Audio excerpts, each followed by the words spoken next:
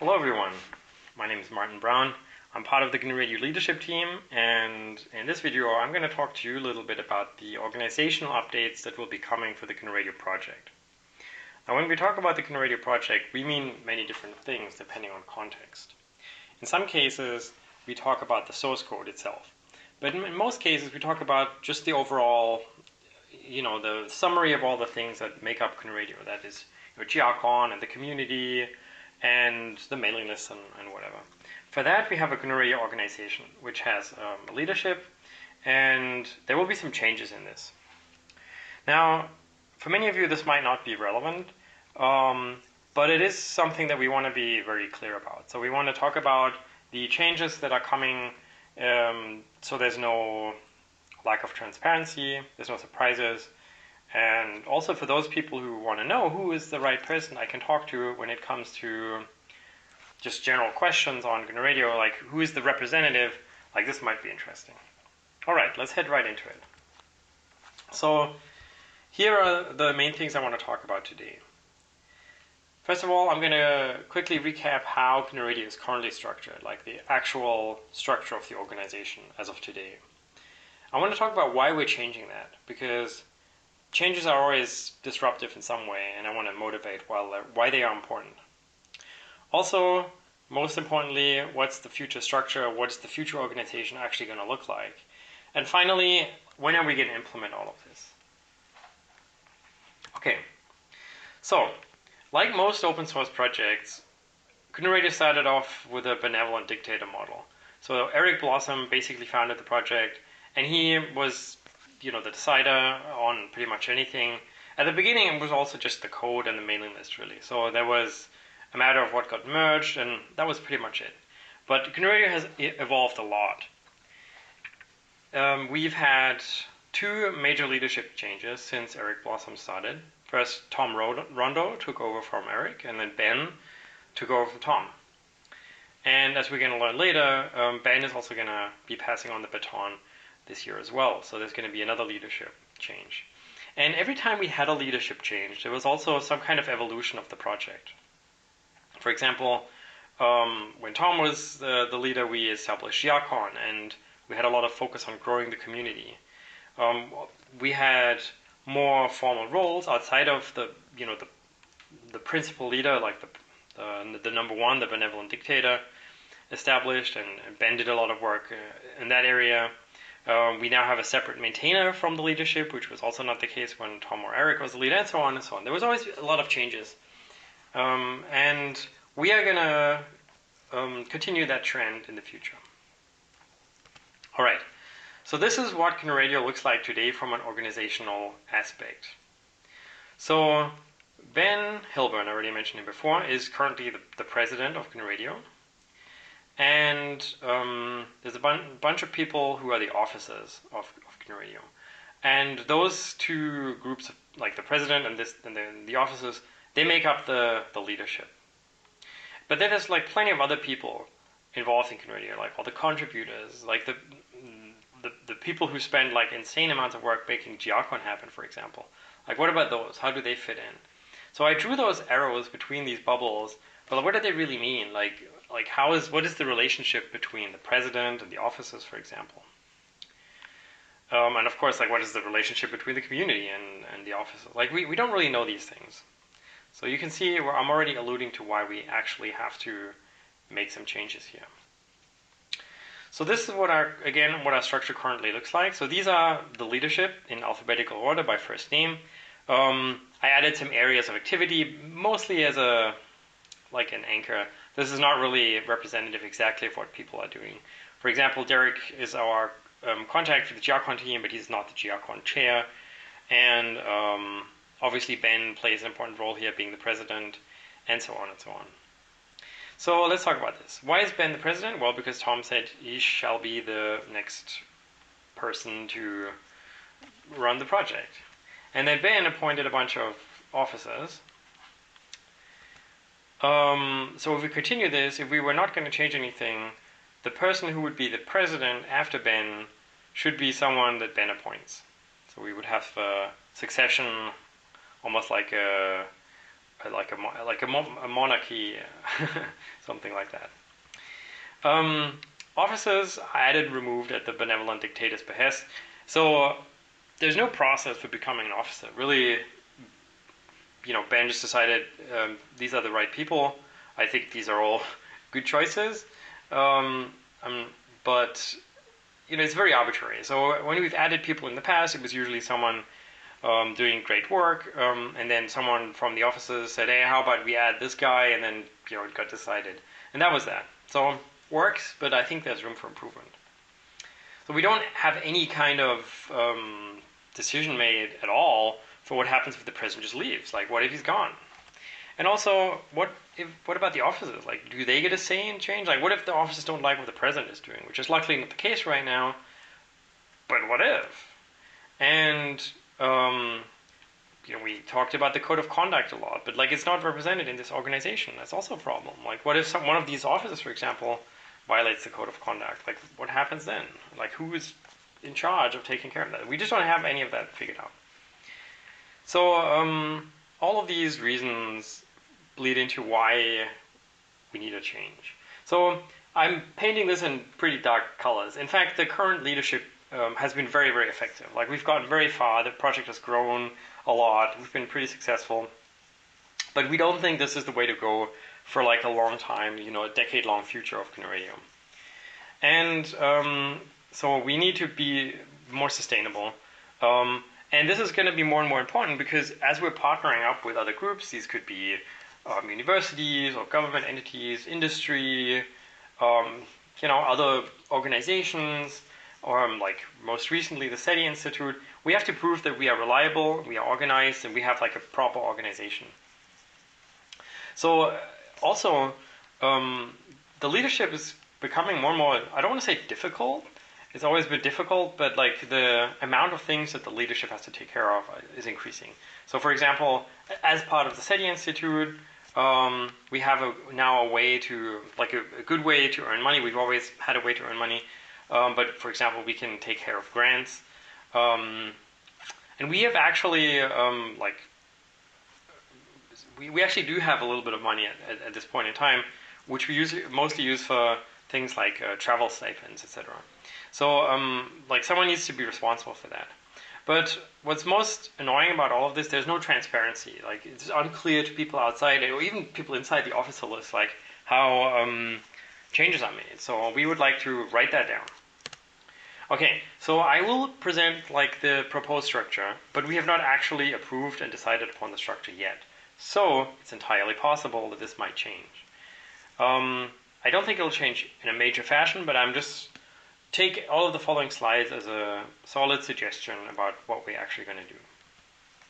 So the biggest and most important body of the future organization, that is the GNU Radio organization, is going to be the General Assembly. And the General Assembly, the members of the General Assembly, those are the leadership of GNU Radio. So in succession terms, the General Assembly holds the same role as the officers do currently. And as a matter of fact, we've decided when we inaugurate the new organization, just to have some kind of continuity, we will have the officers become the first General Assembly, just so there's the least amount of surprise and arbitrariness involved, even though there was a certain amount of arbitrariness in how we got to the current state. The General Assembly is, like I said, the most important body of the new GNU Radio organization. It makes all major decisions, but typically those decisions will be strategic.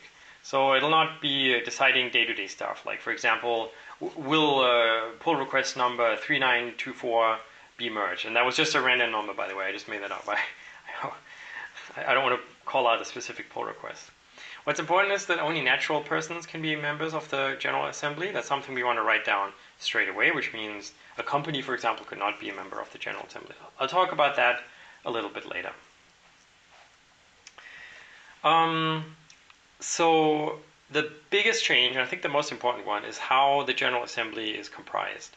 So like I said, we're going to bootstrap it with the current officer list. However, we intend to grow the General Assembly. And there will be a transparent, a clear process for how to do that. Now, you don't have to be a member of the General Assembly. In fact, we will try and grow it slowly, just for stability reasons. There's plenty of things that people can do and hopefully will do in the GNU Radio Project, that does not require being a member of the General Assembly, because being a member of the General Assembly comes with a certain amount of time commitment. So members are expected to have some amount of time for the project, similar to, you know, really any kind of organization, or even clubs are often organized that way. However, if, you know, there's someone in the greater community that, you know, has either said that they want to become a member, or maybe it's the other way around, where the General Assembly like asks someone, hey, you're doing a lot of great work, you want to become a member of the General Assembly, we will now have a process for that. It'll include a vote, so the General Assembly decides who joins their ranks. But it's going to be, like I said, like the rules of the process will be transparent. Now, I mentioned that the day-to-day decisions will not be handled by the General Assembly. Instead, those will be done by the board.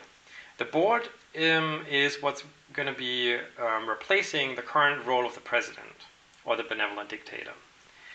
The future board will not be a single person like the president, but will be a triplet, a triumvirate, whatever you want to call it.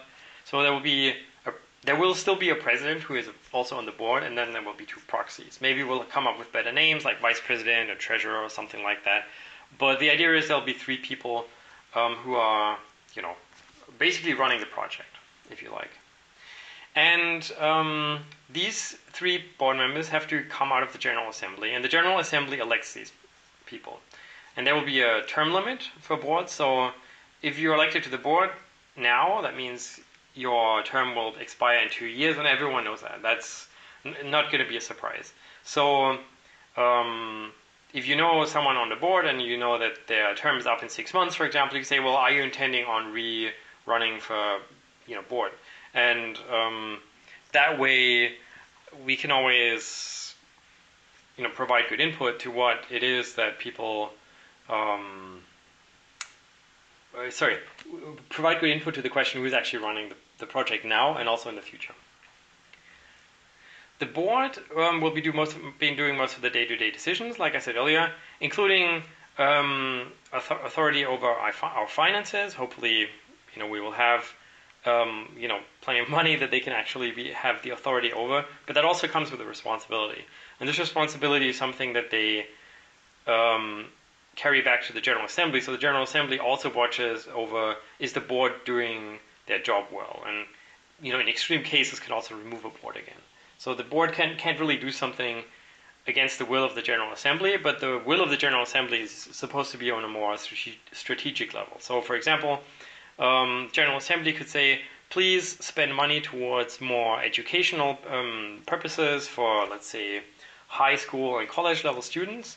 And then the board, you know, can actually talk to high schools and colleges and come up with ways to actually spend that money, for example. The code of conduct is something I mentioned earlier. It's something we started introducing a long time ago, like even at the early GRCons, but it really sort of came into place, I can't remember exactly when, a few years ago. And something that has been brought up is that we have the code of conduct, but we have no clear way of enforcing it. So what happens when a code of conduct violation actually happens is unclear. For that purpose, we will have a code of conduct team, which to avoid conflict of interest is separate from the board. Because of that, trying to avoid the conflict of interest, that also means that the code of conduct team can you know, be mostly advisory. To be honest, we still have to figure out the exact details of this relationship. Like the code of conduct team might not be elected, and then it would be wrong to give them you know, powers that should be with the board. On the other hand, they are watching over a very important thing, that is the code of conduct, so we'll have to see how that plays out. Which, you know, footnote, like, this is all not complete.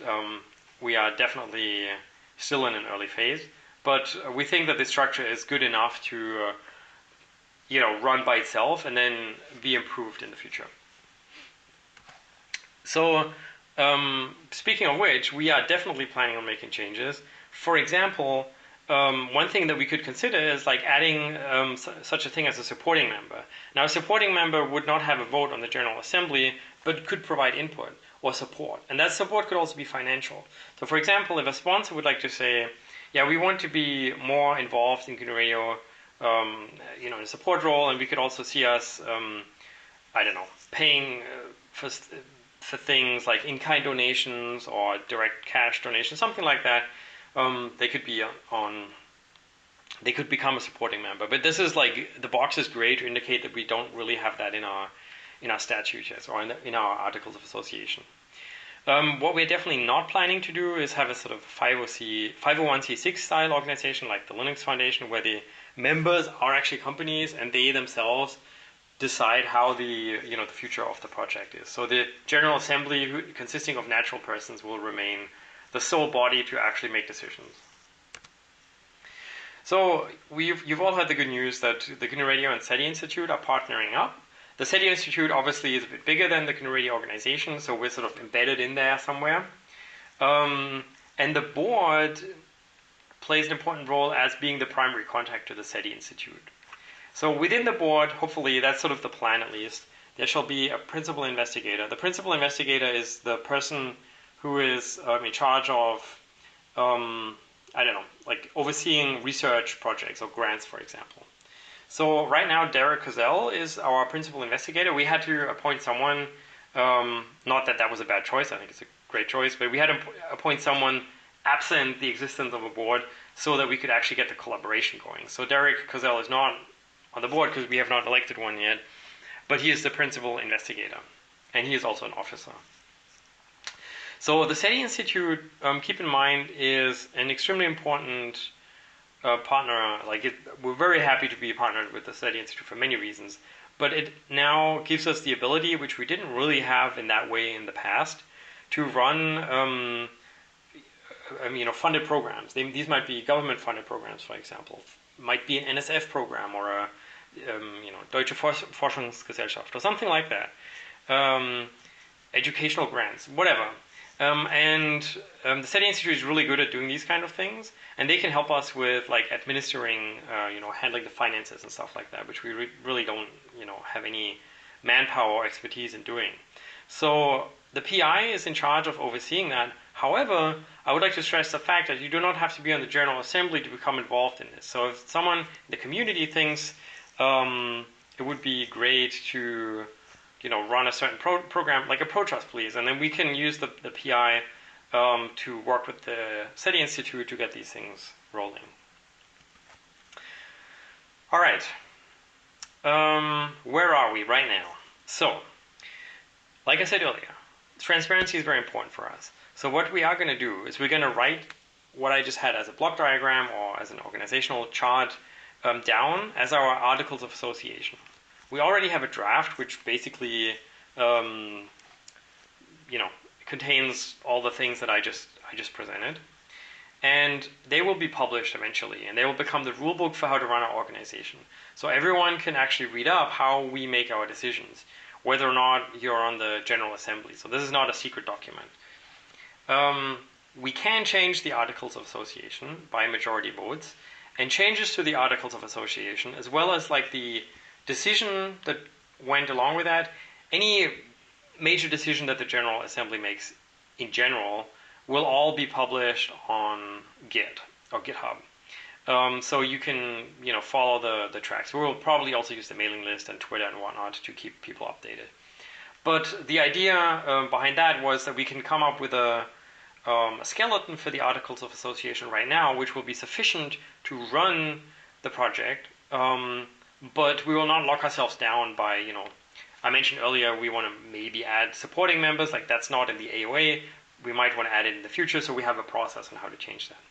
Quick footnote, writing an AOA or an Articles of Association document is, there's a lot of language in there, so we actually borrowed a lot of the content from KDE and many other organizations such as FSFE. FSFE is the Free Software Foundation Europe, which is a completely different organization than the FSF, the Free Software Foundation is based in the United States. They're more organized like an organization, like a democratic organization, and they have some really good rules. I'd like to thank all of those for putting their documents online so we could use them. Okay, so what happens now? Soon after GRCon, and it's a shame that we weren't able to do this before GRCon, the current officers will meet in an official capacity, and then we'll vote on the AOA, if they get approved by all of them, we are now an organization, and then we will elect a board from the newly formed General Assembly. And when that happens, we will have our new organization in place, and now we can add members to the General Assembly. We can make decisions on, I don't know, changes to the AOA, which was probably a bit early. We don't have anything. We will probably have other things that we want to do first, and so on. However, we can't just do them willy-nilly anymore, because now we have the AOA written down, which dictates how we can make these changes. And that's, I think, the most important and powerful change here. That's like the missing transparency that we always needed. I don't know if we always needed it, because like I said earlier, we've gotten really far with our current structure, but I think we will be needing it going forward. Okay, that is my organizational update. If you think it's a bit thin right now, then I apologize, because we don't have the final document yet.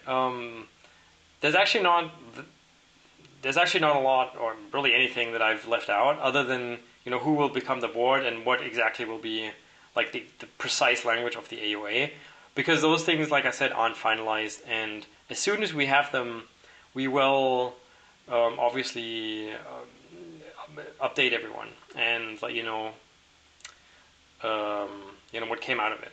So this is an entire process designed to keep everyone in the loop and to make sure everyone knows what's coming and also when it's coming. So maybe around GRCon we will have our elections, which means if there's a leadership change in the future, we'll be able to announce it immediately at GRCon, but you'll also read about it on the mailing list and in the same GitHub repository that'll store the articles of association and General Assembly decisions and so on and so on. Okay, I hope there'll be a lively discussion in chat. Obviously, as I'm recording this, I won't know, but yeah, I really appreciate questions, and especially questions around how people can be involved. And I would like to thank everyone for listening in and tuning in and being members of the greater organization. Thank you very much, and bye-bye.